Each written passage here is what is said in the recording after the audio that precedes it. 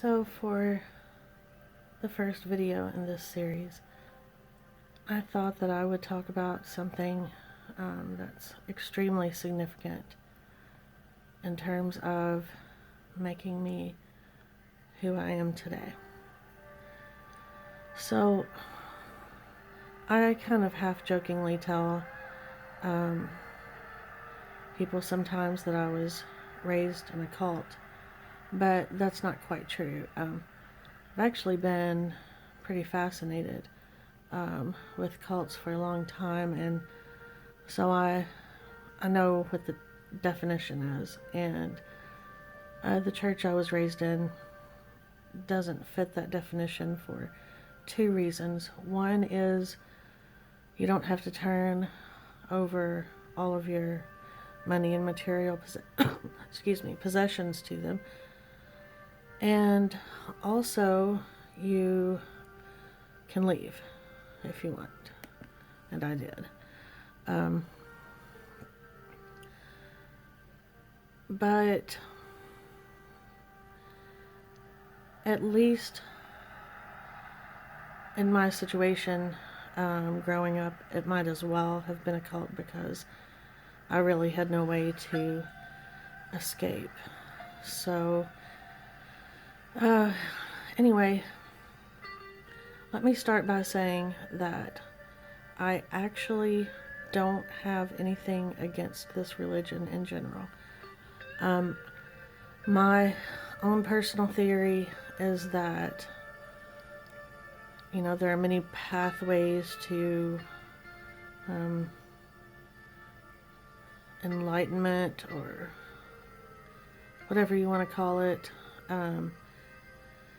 and different people need different amounts of help and structure, and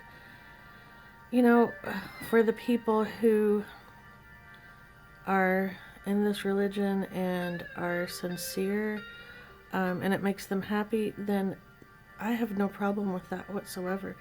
That's great. As long as they don't try to shove it down my throat, which these people typically don't. My mom left this faith for at least a decade, and she eventually went back, and I'm happy for her. It gives her it makes her happy. It gives her the sense of security that she needs, and that's great. Okay, so excuse me, the faith that I'm talking about is Pentecostalism, and I've actually read some online articles lately that say that it's one of the fastest growing segments of Christianity in the world, and there are a lot of different segments, so to speak, of this religion. They might vary in terms of how strict they are as far as what you'd call standards, or in they may have variations in certain doctrines within that faith, about baptism and salvation and all of that. I think what they mostly have in common, though, is an exuberance in worship. A lot of singing and praying out loud, depending on which segment you're in, or maybe even the particular church. There may be some speaking in tongues, there may be some dancing in the spirit.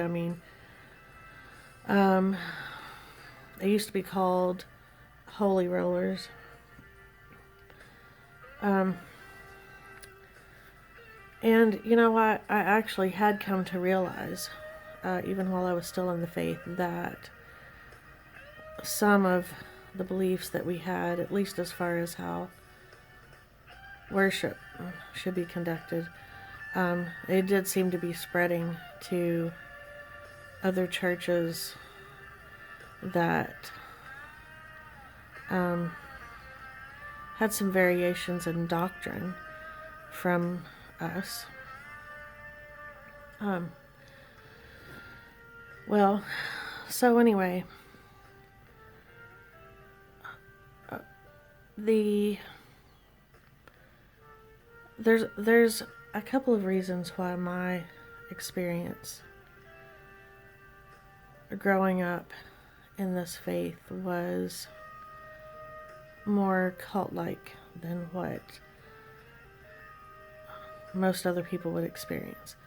Number one is that the pastor is my uncle, my mom's brother. So I was a very close relative. He has a daughter 8 or 9 months younger than me, so we grew up together, and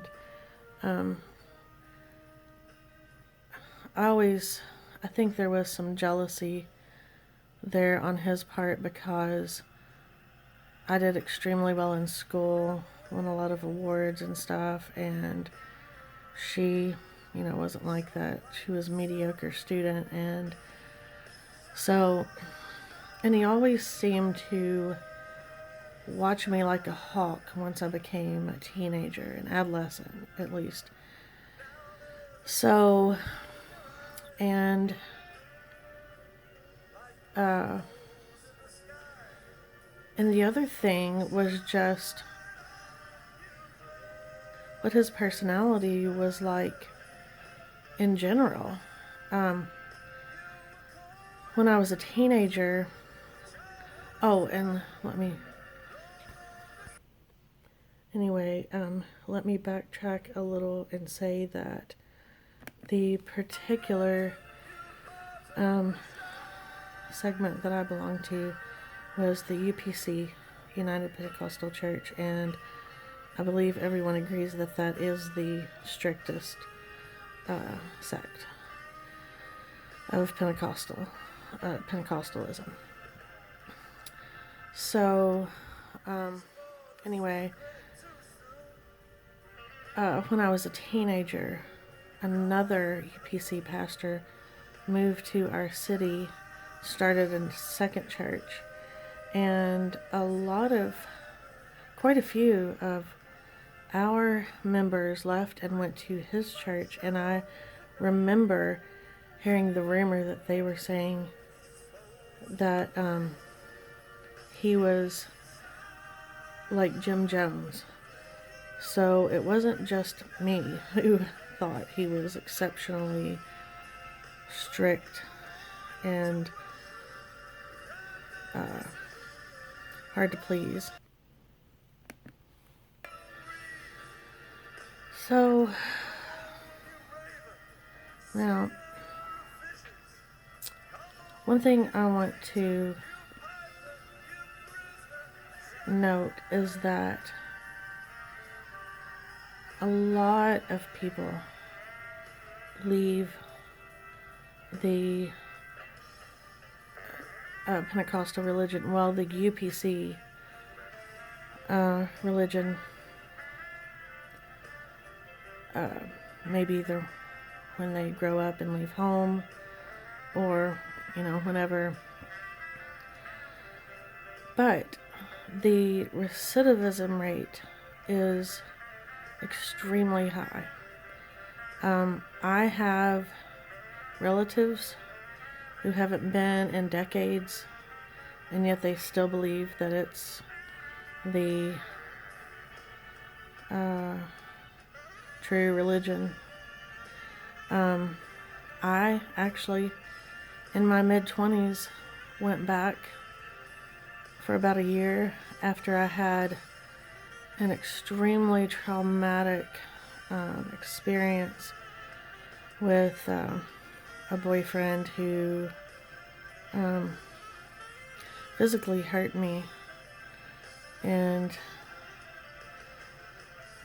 you know, my my immediate thought when I was just, devastated and broken was that, well, I needed to go to get back on the right path. And so I went back to church wholeheartedly for somewhere around a year. And then I eventually, worked my way out of it again. So, trying to keep, not make this extremely detailed, but yet get across the gist of why I refer to the state of mind that I was in as brainwashing. This religion, at least the UPC in general, but then my uncle's church in particular, is